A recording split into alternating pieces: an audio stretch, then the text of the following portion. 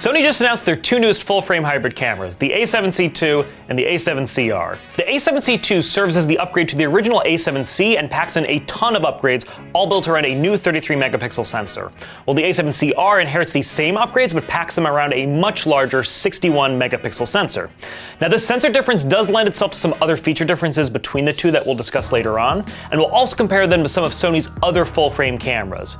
Because for content creators who are looking for flagship Sony performance without flagship prices that are also much more compact and lightweight to boot, these two new cameras offer a ton of value and performance. Let's start with the a7C II, but take notes because a lot of what I'm going to say here directly applies to the a7CR as well. Like the a7C before it, this is a seriously compact full-frame hybrid camera, coming in with a weight and dimensions much more in line with Sony's APS-C offerings than its full-frame ones. It features the same 33-megapixel back-illuminated Exmor-R CMOS sensor found in the a7 IV, as well as the same Bionz XR image processing engine, providing excellent image quality and performance. It also borrows Sony's AI processor previously found in cameras like the ZV-E1 and a7R5, which lends itself to precise real-time subject detection autofocus modes, as well as specific features like auto-framing, where the camera can intelligently crop in and track a subject even while the camera is stationary. On the note of autofocus though, the a7C II includes Sony's next-generation hybrid AF, providing 759 focus points that cover 94% of the sensor area. It can maintain this autofocus and auto exposure tracking while shooting up to 10 frames per second in either mechanical or electronic shutter modes. This autofocus also stays accurate even with light levels down to as low as -4 EV, but with an expanded ISO of up to 204,800 in photography mode, this hopefully won't be happening too often. It also utilizes AI-based human pose estimation, which allows the camera to essentially predict where a person is going to land in the frame as they pose, resulting in incredibly accurate autofocus. The same human pose estimation also lends itself to a new white balance and auto exposure algorithms, resulting in auto white balance and auto exposure that Sony says is now 20% more reliable. For video, the a7C II can shoot 10-bit 422 in S-Log3, S-Gamma3.Cine, and S-Cinetone internally, with the option to output 16-bit RAW over HDMI. It can also shoot 4K, oversampled from 7K, at up to 30 frames per second, or 4K 60 in Super 35, as well as full sensor 120 frames per second in 1080p. For both video and photography, it features an impressive 7 steps of in-body image stabilization, which is a sizable step up from the a7C and even the a7 IV.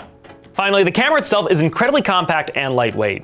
The body is predominantly plastic with metal accents for the dials, the lens mount, and the buttons, and it features an OLED EVF with 2.36 million dots, as well as a 3-inch vari-angle tilty flippy screen. For I/O, you get 3.5mm ports for the mics and headphones, a USB-C port for charging and power delivery, micro HDMI, and a single SD card slot. Sony's also selling an extension grip that provides a longer grip for the camera while still giving you access to the battery compartment and a tripod mount. Moving on to the a7CR, like all of Sony's previous R cameras in their Alpha line, this camera prioritizes high-resolution image quality first and foremost. It features the same massive 61-megapixel sensor found in last year's flagship a7R5, and otherwise shares just about all the same feature set that I outlined for the a7C II, as well as the same physical dimensions and I/O options. There are a few key differences, however, nearly all of which revolve around the fact that this camera has nearly twice the megapixel count as the a7C II. Firstly, there's the maximum burst rate for photos. On the a7CR, you get up to 8 frames per second in mechanical shutter and 7 in electronic, compared to the 10 frames per second you get on the a7C II in both modes. You're also getting fewer phase detect autofocus points, 693 points, or 79% coverage of the image area, compared to the 759 points and 94% coverage on the a7C II. On the flip side, however, the a7CR can shoot at 4K 60 frames per second completely uncropped, whereas the a7C II can only do this in a Super 35 crop. One feature that's completely unique to the a7CR is pixel shift multi-shooting. This allows you to composite 16 images together for a massive 240.8 megapixel output, and it will even detect and correct small pixel movements, such as with people, and leaves in images during composition. Finally, the extension grip that was optional for the a7C II comes standard with the a7CR. Now, for you Sony fans out there who cross-compare every feature between Sony's very large roster of mirrorless cameras to decide what to buy, like we do, you may have noticed that none of the features in these cameras are brand new for Sony. What is new is the specific combination of specs, features, and design choices that the a7C II and a7CR combine at their price points. So let's compare these to some of Sony's other cameras to figure out where they sit. Starting with the a7C II, this is a very obvious upgrade over the original a7C. You're getting a larger megapixel sensor, upgraded Bion's XR processor, better in-body image stabilization, 10-bit video recording, AI processing for improved autofocus, and a high-resolution EVF. For the vast majority of people, I think the feature set of the a7C II will be a compelling reason to get it over the original a7C.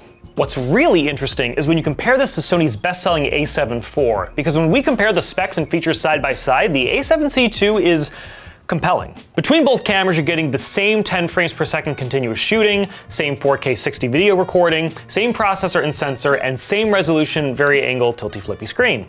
On the a7 IV, you are getting dual card slots and a higher resolution EVF compared to the a7C II, but on the a7C II, you are getting a smaller and lighter camera body, better IBIS, real-time recognition AF with AI processing units, log recording with LUTs option, and auto framing support. So if you've been thinking of pulling the trigger on getting the a7 IV, it's definitely worth taking a look at the a7C II to see which camera's feature set's more closely aligned to your needs. Now for the a7CR, however, 61 megapixel sensor is begging this camera to be compared with the a7R5.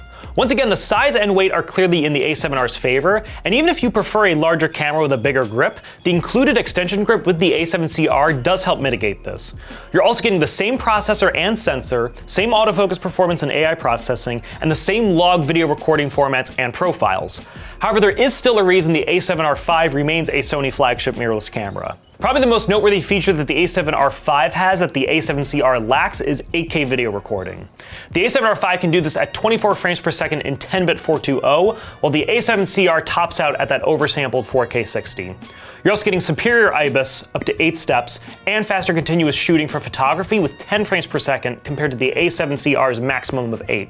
You're also getting a higher resolution EVF and LCD, which is multi-angle and not just vari-angle, dual card slots, and a predominantly metal camera body compared to the a7CR's predominantly plastic one. The a7C II and a7CR to me solidify Sony's determination to provide every possible combination of features and price points for every type of hybrid shooter. Both cameras take features that Sony has developed in separate camera lines, like the sensors and processors from the a7 IV and a7R lines, the auto framing and AI boosts from the ZV lineup, and the compact bodies from their APS-C line, and smooshes them into two camera models that come in at excellent values relative to their specs and feature sets. So if you're a hybrid content creator who's been saving their pennies for a flagship Sony mirrorless camera, the a7C II and a7CR offer a ton of bang for the buck and are worth a serious look. What do you think of these cameras? Let us know in the comments below. Seriously, we do read them. I'm Nick with B&H. Stay creative.